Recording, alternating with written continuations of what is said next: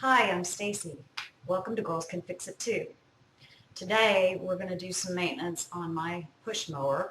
I have a Briggs & Stratton 500 series motor, and we're going to clean the air cooling system in the first part of the video, and in the second part of the video we'll be changing the oil, spark plug, and air filter. It's a pretty simple task, so if you're ready, let's go check out what we need. Here are some of the items I'm going to be using for both videos for cleaning the air cooling system and part 2 when we change the oil and spark plug and air filter. And of course I won't be using all the tools in the big toolkit, but I just like to show people because these are really handy to have around in case something breaks. Also want to have some paper towels and some gloves if you want to keep your hands clean. And also like to use these shop towels because sometimes the paper towels, they're just too linty, so shop towels work better for some things. We also want to have some brushes for cleaning out areas. I don't have a compressor, so I just use the brushes to sort of dust stuff out. Also, since you don't have a compressor, you can sometimes use one of these little coffee straws and just blow through it, and it works great. So something you can try.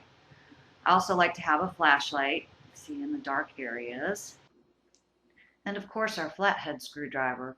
Now we won't be using it in part 1 of the video, but we will need it in part 2.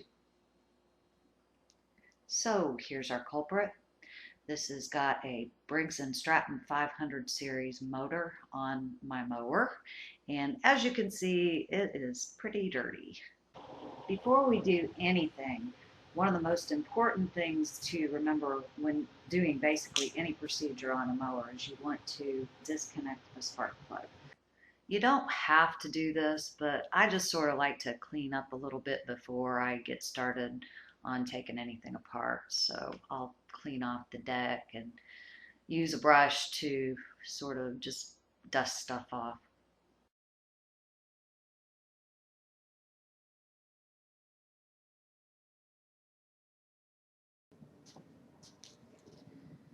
Now that I have the deck cleaned up and just the general area dusted off, we're going to go ahead, and the first step is to remove this cover. Now it has one screw and two clips that are located back here. So it's pretty easy to remove.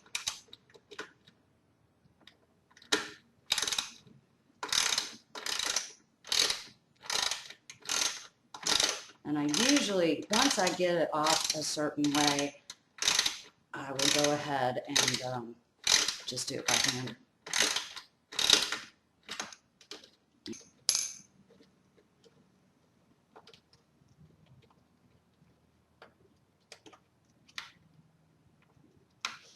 Go ahead and set that to the side. Okay, so in order to remove this piece, there are two clips that are in the back here that you just pull up on, and it comes right off. Now, as you can see, it's attached to the line here, so I just sort of set it off to the side.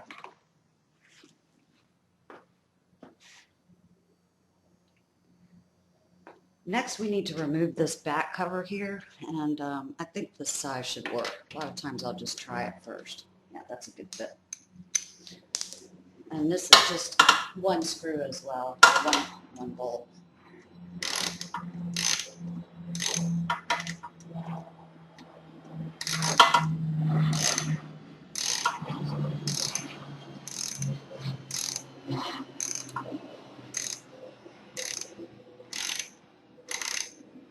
Normally I would be wearing the nitrile gloves, but it is so hot out here, it just makes my hands sweat too much.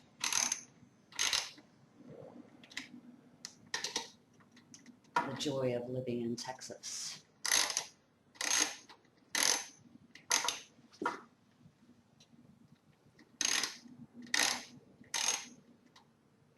Let's see if I can get this down. That's going to come off real easy. A lot of times I'll keep the screws with the covers.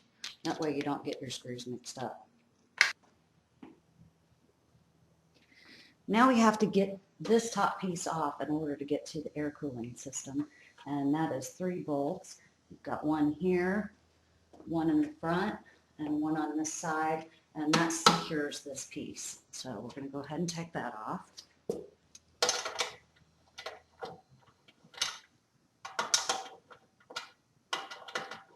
Sometimes my ratchet doesn't want to spin, so it's easier just to use it like that.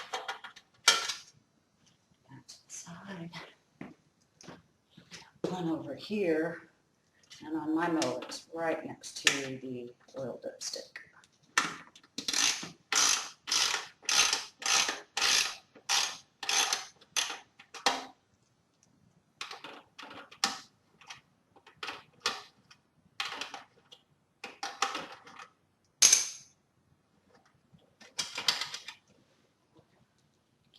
Together, and then just one more right here.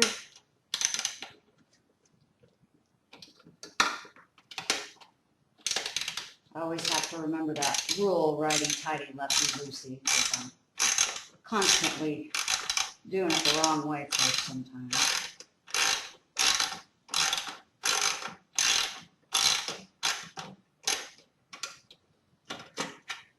Okay, and so now that we've got those removed, it's real easy. You just lift this piece off, and same as this cover, I just set it over here to the side so it's out of the way.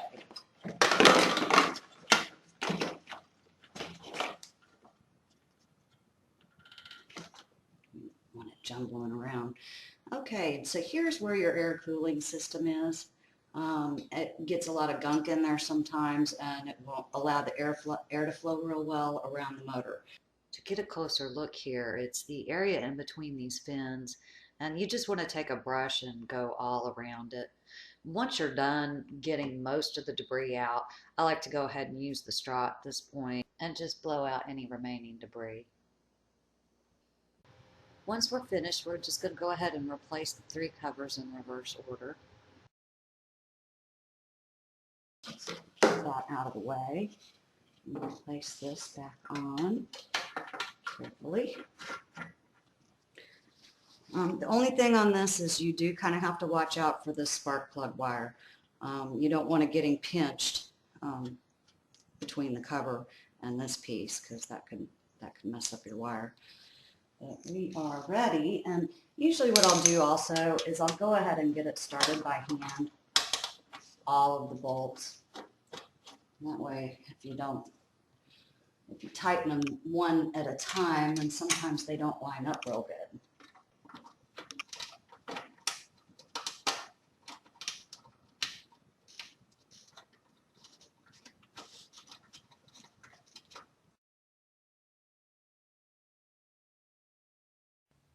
Well, it seems that we have lost our audio, so I'm just going to go ahead and put this on fast forward for a bit.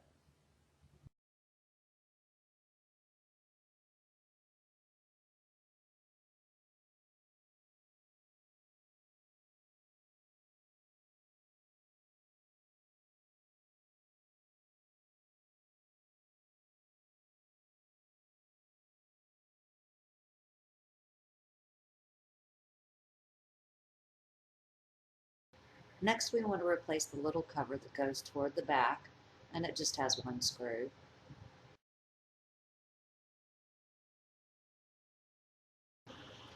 And I guess now it seems our video is also going on the fritz, so I apologize for that. But we just basically need to get this screw in, and as soon as that's done, we can go ahead and put on our last cover. With this, you just want to make sure that the clips snap into place real good, and then we'll go ahead and put in our last screw. Again, I apologize for the video. Computers, videos drive you crazy sometimes. Now that we're almost done, get that last turn. The only thing left is really the spark plug wire. If you're going to be continuing on to part two of the video, there's no reason to plug this back in. But if all you wanted to do was clean the air cooling system, simply plug in your spark plug wire and you should be good to go.